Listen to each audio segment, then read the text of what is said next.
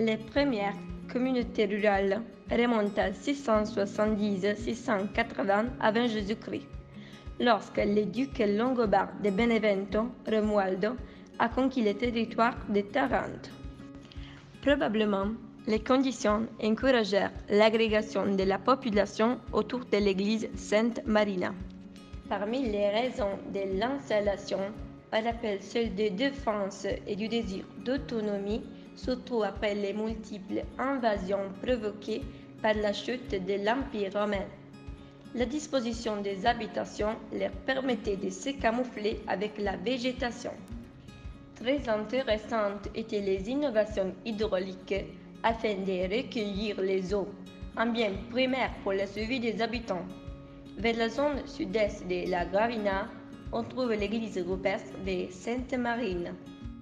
Probablement, aux origines, il s'agissait d'un endroit plus petit, et tout cela serait déductible par les différentes traces laissées par les outils sur les surfaces des maçonneries et de la hauteur du bâtiment hors du commun.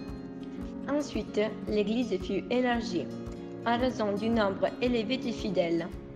Et pour éviter la réalisation d'un milieu large, trop bas et peu harmonieux, on a effectué une excavation en profondeur en créant de nouveaux autels et un triforium. L'entrée était orientée au nord-ouest et comme dans tout édifice, on y accédait à travers un court escalier.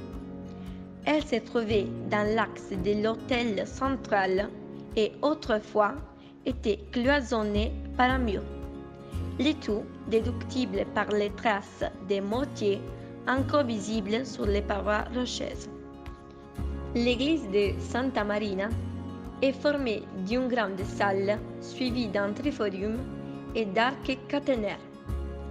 On trouve les autels dans les différentes absides. Dans l'abside centrale repose un autel de blocs, tandis que dans les absides latérales, nous pouvons découvrir des autels pariétaux. Le triforium est caractérisé par la présence de 4 grandes colonnes sans sculpture, qui soutiennent 3 arcs en plein centre.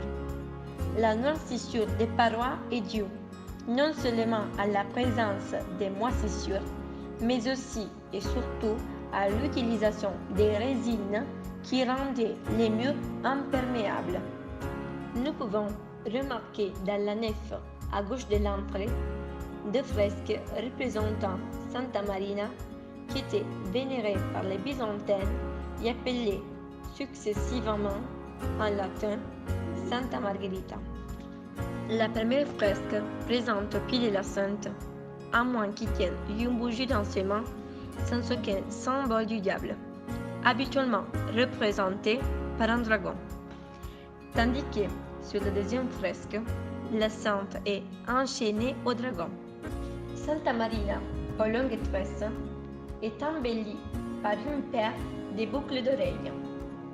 Dans les coins droits, formés par le triforium, sont exposées les têtes de Saint Paolo et Saint Sabino. Un des éléments qui caractérise l'abside de l'église est une synopia positionnée à eux à droite de la fresque. Dans l'abside centrale est présente une peinture détaillée des Pantocrates entre la Sainte Vierge et Saint Giovanni Battista. À gauche de l'autel se trouve un épigraphe en latin signifiant « À l'aube du 7e jour du mois de décembre a été édifié cet autel à l'honneur de la Sainte Marine ».